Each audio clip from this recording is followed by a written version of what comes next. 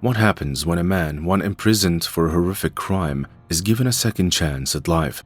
Can someone truly change, or do past demons linger, waiting to resurface? This is the chilling story of Gregory Green, a man whose dark past should have served as a warning, but instead became the beginning of another tragedy. In 1991, he committed an unthinkable crime, ending the life of his pregnant wife in a brutal attack. But after just 16 years behind bars, he convinced the world he had changed. Friends, family, and even a pastor vouched for him. They believed he deserved a second chance. Fast forward to 2016, when Gregory married the daughter of the same pastor who advocated for his release. But what started as a hopeful new beginning took a horrifying turn no one could have predicted. A quiet September night in Michigan turned into a scene of unimaginable horror, one that would leave an entire community reeling. How could a man so trusted betray his family in such a monstrous way? And why was his troubled history overlooked? Join us as we uncover the shocking truth behind this devastating case and the dark secrets that went ignored for far too long. Gregory Vincent Green was born on December 10, 1966, into a religious family. However, details about his early life remain scarce. What we do know is that by his early 20s, Gregory had started a new chapter by meeting and marrying Tanya Clayton. Tanya was already a mother of 2 young children from a previous relationship. Not long after their wedding, Tanya became pregnant with Gregory's child, and at first their family seemed like it was heading for a bright future. But behind closed doors, things were far from perfect. Gregory began showing controlling and abusive tendencies. Over time, their relationship fell apart, and Tanya confided in friends about her plans to leave him.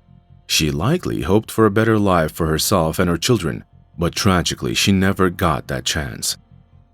On July 14, 1991, Gregory Green's anger boiled over in the worst way imaginable. In a fit of rage, he attacked Tanya in their kitchen, stabbing her 10 times with a steak knife. She was 6 months pregnant at the time. The brutal attack ended both her life and the life of their unborn child. Miraculously, Tanya's 2 young children, who were just 5 and 8 years old, were unharmed during the horrific incident. But what Gregory did next shocked even seasoned law enforcement.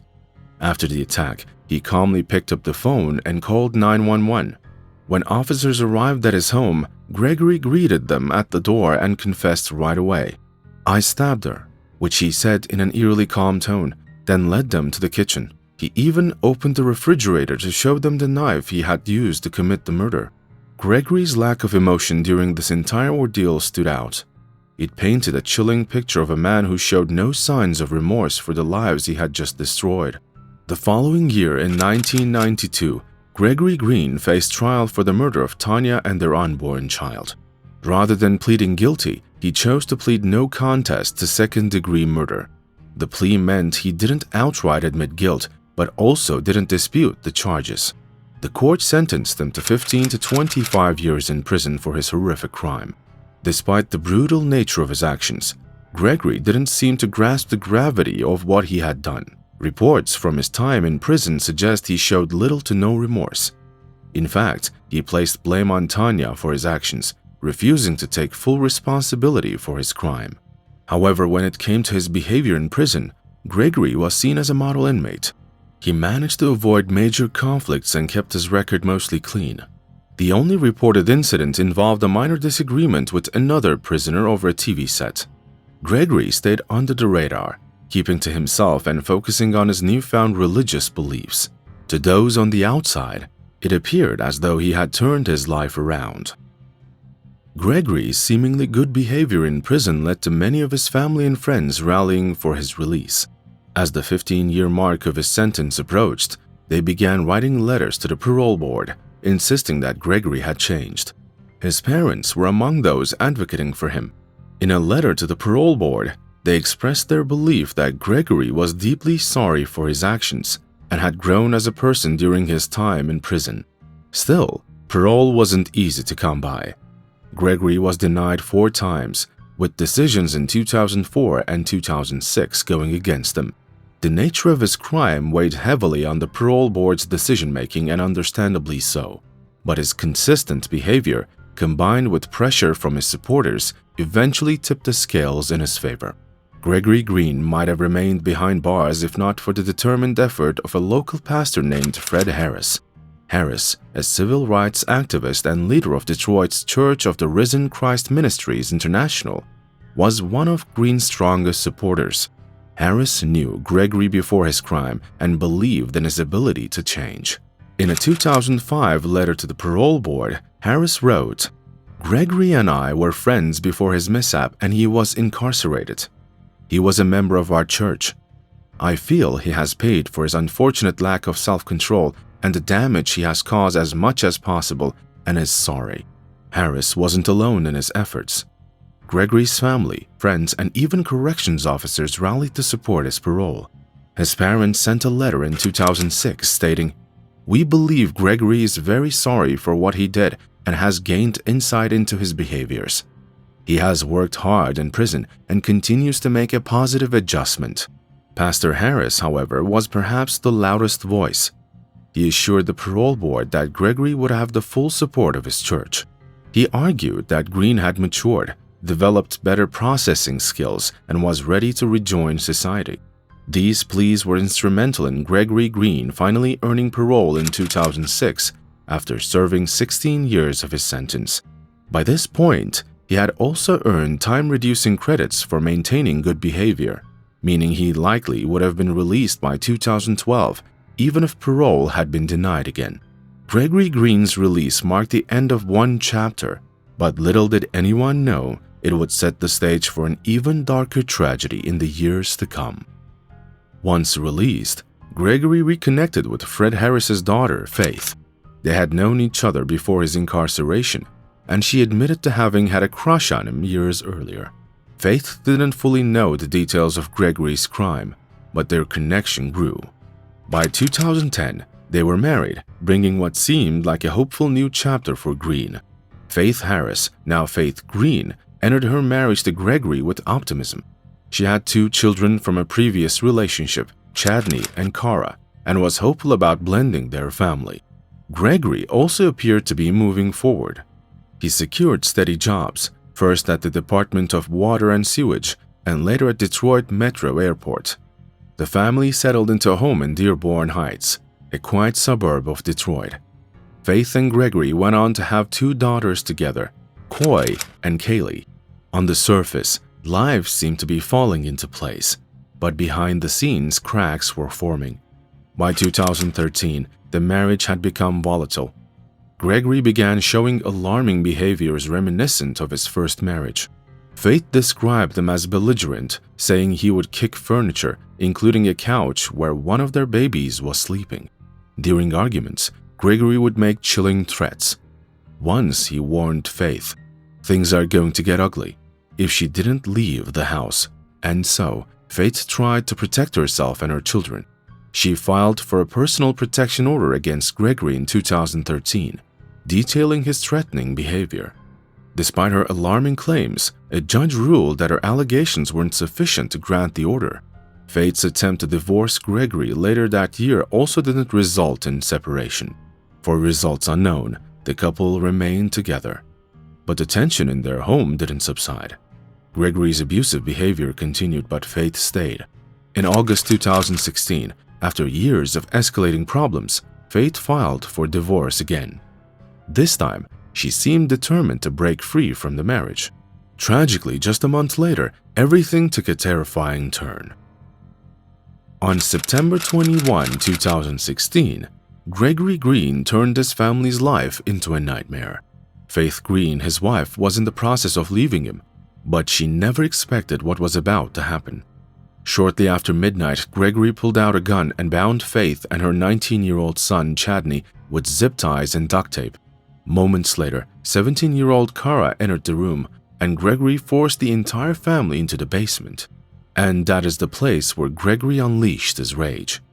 He began by torturing Faith, slicing her face across the jaw with a box cutter and shooting her in the foot. Faith was helpless, bound and bleeding as she watched Gregory turn to her 2 teenage children. Without hesitation, she executed them both, shooting each of them in the head while their mother looked on in horror.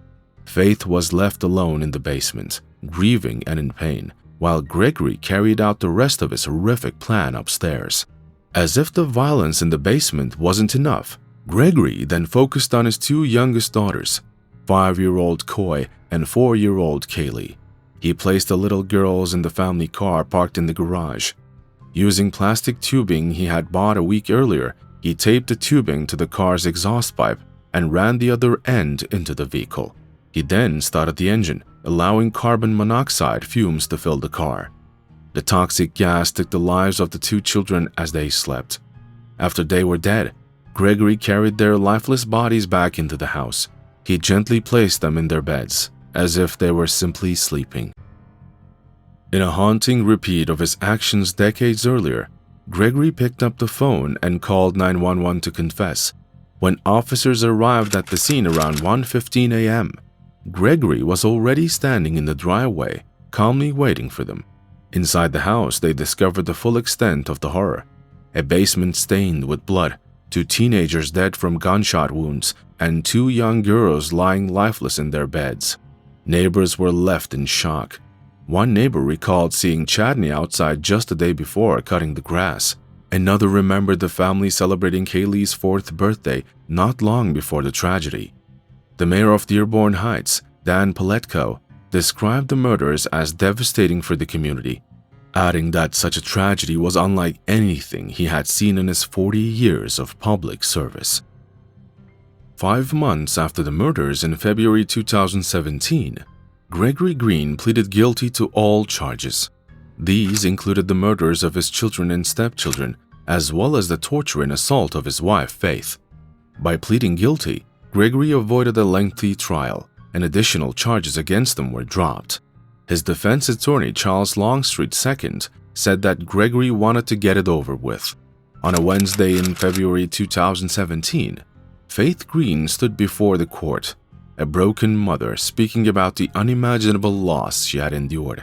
Her 4 children were murdered by her ex-husband Gregory Green in a horrifying rampage on September 21, 2016.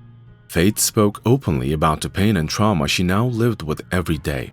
The memories of that night haunted her, leaving her with nightmares and the lingering fear she couldn't escape. Faith recounted how Gregory had bound her with duct tape and zip ties and then slashed her face with a knife before shooting her in the foot. She was forced to witness the execution of her 2 oldest children, Cara Allen, 17, and Chadney Allen, 19. The violence didn't stop there. Gregory used carbon monoxide poisoning to kill their 2 youngest daughters, Kaylee, 4, and Coy, 5, who were his biological children. At the sentencing, Faith expressed her anger and heartbreak directly to Gregory. She called him a con artist, a monster, and a devil in disguise. Through her pain, she found strength to stand up and tell him that his plan to destroy her spirit had failed. "What you did not work," she said. "While I stand here trembling with fear, I put on my bravest face to be in the same room as the man who murdered all 4 of my children." Faith also described the lasting impact of the murders on her life. She suffered from migraines, post-traumatic stress disorder, and short-term memory loss. She spoke of waking up from nightmares screaming and sweating, only to realize the nightmare was a reality. "Some days I wish I had died," she admitted. "There's a hole in my heart and soul that can never be repaired." At his sentencing hearing in March 2017, Gregory addressed the court with a written statement. In it, he said, "I feel bad for how this had deeply impacted everyone, and may God help them, help me." Despite his words, his actions spoke louder, and they could not undo the immense pain he had caused. Gregory reportedly broke down in tears as he described the events of that horrific night. The court sentenced him to a mandatory 2-year sentence for using a firearm in a felony, followed by 45 to 100 years for the murders and assaults. This means Gregory Green, 50 at the time of the hearing, will not be eligible for parole until he is 97 years old, effectively ensuring that he will spend the rest of his life in prison.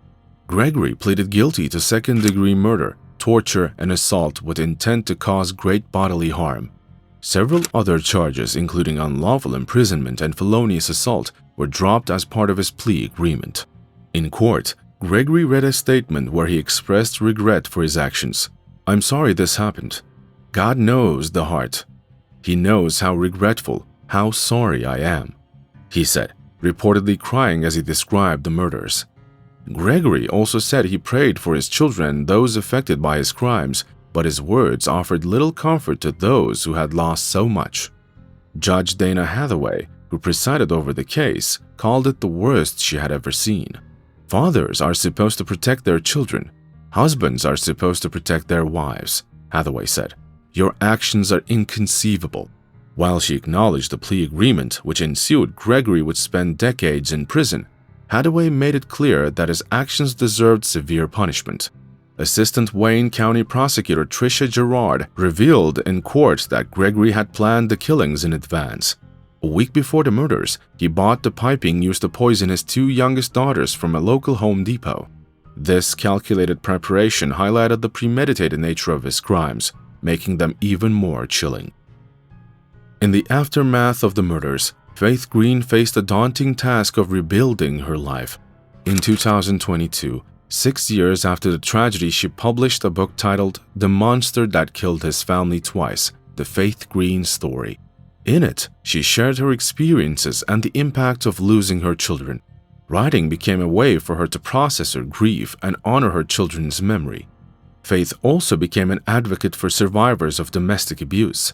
She worked at women's shelters in Detroit, helping others escape violent relationships. She gave motivational speeches, encouraging victims to seek help and reminding them of their inner strength. "A lot of times you're stronger than you think," she told an audience during a keynote speech at a Detroit nonprofit event. "We shouldn't have to be that strong, but you can get through it with the right help and the right people." Despite her efforts to move forward, Faith admitted that the pain of losing her children never truly went away. She continued to suffer from PTSD, making it difficult to maintain a steady job. To cope, she started businesses dedicated to her children's memory. She even accepted an honorary high school diploma on behalf of her daughter Cara, a bittersweet moment that symbolized the life Cara never got to live. Faith's resilience inspired many, but she made it clear that her journey was far from easy. She described her daily struggle to find the strength to keep going. "Some days, I don't know how I do it," she said, "but I do it for my babies. I love them, and I'll never stop fighting to honor them." Faith's story is a powerful reminder of the devastating effects of domestic violence and the strength it takes to survive such unimaginable loss. Through her advocacy and her book, she has turned the pain into a mission to help others, ensuring that her children's legacy lives on. In the end, this case shocked not only the small community of Dearborn Heights, but also the nation. It serves as a tragic reminder of how deeply one person's violence can shatter lives. But it also begs the question, how could someone who promised to protect his family commit such unthinkable acts? What do you think drives a person to such darkness? Share your thoughts in the comments below. Thank you for joining us on this episode. If you found this story compelling, please like, share, and subscribe to stay updated with our next in-depth investigations on Real Crime Zone. See you in our next video.